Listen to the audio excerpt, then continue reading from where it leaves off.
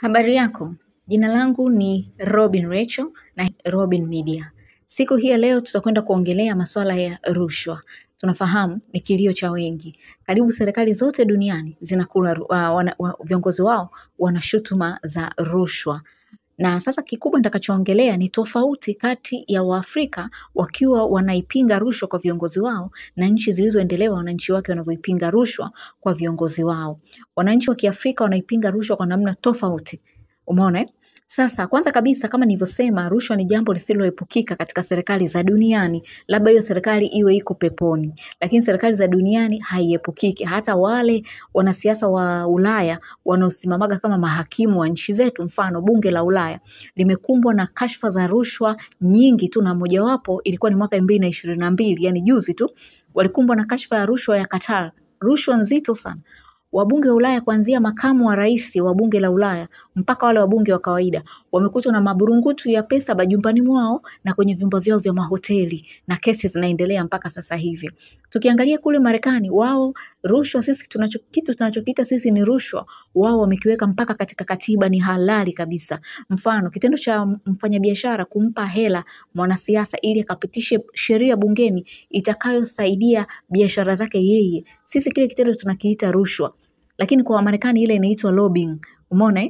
Na yule mfanyabiashara atakayetoa hela anaitwa lobbyist. Ipo katika katiba. Ndio maana wananchi wa Marekani wamekuwa wakilia kwamba serikali yao inatumikia zaidi wafanyabiashara, ipo zaidi kwa maslahi ya wafanyabiashara kuliko maslahi ya wananchi. Matokeo yake Wamarekani wanalia na bima kubwa za afya, Wamarekani wanalia silaha zinauzika kiholela. Hii yote ni wanasiasa wao wanapitisha sheria zinazonufaisha wafanyabiashara kwa sababu wamewapa pesa. Kwa hiyo sisi kwetu hiyo ni rushwa. Kwa hiyo hili jambo haliepukiki. Sehemu nyingine tu hamsikii sana kwa sababu kama nilivyosema, wengine wamezipamba kwenye katiba, zinaruhusiwa, ziko kisheria. Sasa basi, ukiangalia sisi kwetu wananchi wa Afrika wanaipinga rushwa kwa namna ya ile kwamba tu tuna ile hatupendi kuona mtu ana kitu. Hatupendi kuona mtu ana maisha mazuri, iwe hata ni nyumbani, iwe hata ni mtaani. Wengi huwa hawapendi kuona mtu ana maisha mazuri. Umeona? Yani wengine wanaweka, labda nielezee kwa urefu saikolojia ya Mwafrika alafu uone jinsi tunavyopinga rushwa tofauti na wenzetu. Kwa hiyo unanisikiza kupitia Instagram au TikTok, bonyeza link hapo juu katika bio, itakupeleka katika YouTube channel yetu ya Robin Media. Utakwenda kuipata hii video kwa urefu zaidi, ambako nitaelezea saikolojia ya Mwafrika mpaka tuko hivi tunaoneana wivu, na iwe umepata pesa zako kwa namna yoyote ile lazima utatafutiwa.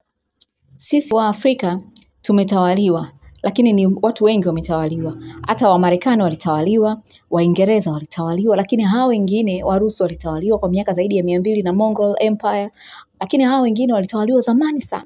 Kwa hiyo machungu ya ukoloni hata katika uchumi wao sasa hivi hayapo.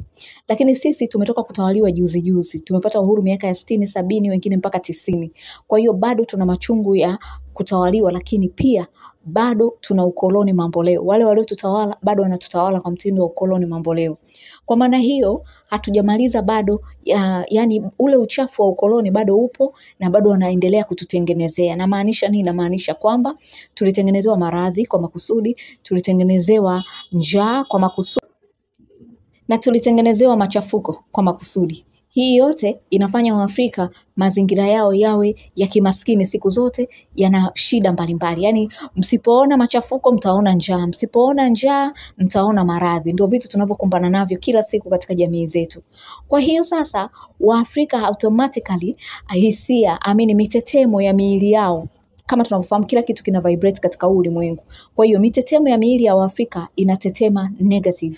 Yani Waafrika wana vibrate negative.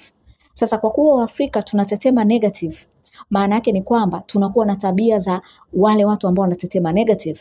Na tabia za mtu anayetetema negative ni kuwa na uoga, chuki, choyo, wivu, hasira. Umeona? Vyote hivyo ni vya mtu, husuda, vyote hivyo ni mtetemo negative. Mtu anayetetema negative anakuwa na hizo tabia. Sasa na hizo tabia tumezipata kutokana na kuona mambo mabaya mabaya kila siku, ndio zikafanya kwamba Waafrika wengi wawe wanatetema negative. Kutokana na hilo sasa, ikitokea Mwafrika ukafanikiwa katikati ya Waafrika wenzio, hawawezi kuelewa kwamba wewe kweli umefanikiwa kihalali, au yani wanajiuliza imekuwaje akafanikiwa. Wanajiuliza sisi wote ni maskini, huyu kawezaje kufanikiwa? Kwa hiyo wanajikuta hawaikubali ile hali. Kwa hiyo hapo wako tayari kufanya chochote kile ili kukurudisha nyuma uwe kama wao. Ndio maana leo hii kuna watu hata kwenda vijijini mwao wakinunua magari wanaogopa kwenda na magari.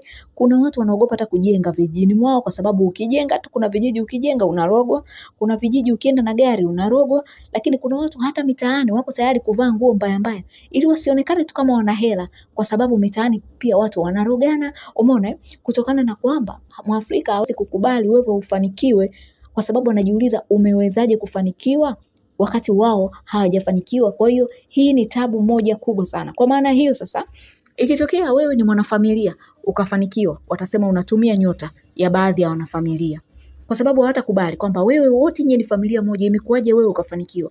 Basi hapo kila mtu ataanza kusema umetumia nyota yake. Ikitokea wewe ni mfanyabiashara ukafanikiwa, watasema umetoa kafara. Yani hapo akifa ndugu yako yoyote watasema umemtoa kafara. Ikitokea kwamba wewe ni mwanamuziki kama Diamond Platnumz ukafanikiwa, watasema wewe ni Freemason. Hawaamini kwamba haiwezekani mwanamuziki huyu akawa mkubwa kiasi hicho akajulikana mpaka Marekani, huyu atakuwa Freemason.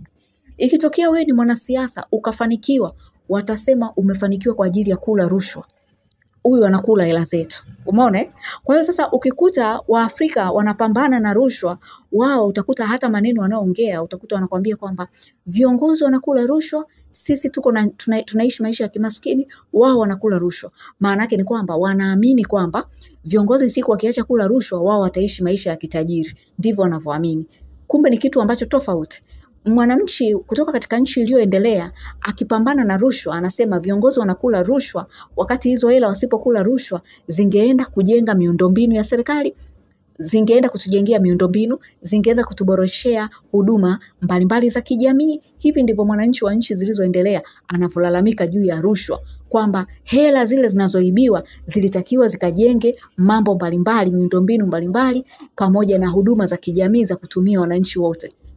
Lakini mwananchi wa Kiafrika yeye anaamini viongozi wasipokula rushwa basi hela zitakuja mifukoni mwake, yeye ataishi na yeye kitajiri. Lakini pia unamsikia kauli yake anakuambia kwamba wao wanafaidi wao tu na watoto wao, alafu sisi tunaishi kimaskini. Kwa hiyo hii ni kauli ya mtu asiyetaka mtu mwingine apate, kama tulivyo siku zote huku kwenye mitaa yetu. Hakuna anayetaka mtu apate. Kwa hiyo hii si kauli ya mtu anayepambania hela zake za kodi. Hii ni kauli ya mtu ambaye hataki tu kuona mtu anaishi vizuri. Ndio maana unawasikia wengi wanakuambia wao wanaishi vizuri, sisi tunaishi vibaya. Sasa hata wasipokula rushwa, hata kwa mfano tuseme rushwa imekomeshwa duniani, tunaongozwa na malaika, bado hakuna serikali itakuwekea hela mfukoni. Bado itabidi upambane wewe mwenyewe. Itajenga tu miundombinu, itakujengea huduma za afya, lakini kupambana ili wewe ufanikiwe uishi vizuri ni lazima wewe mwenyewe upambane ndio utaishi vizuri.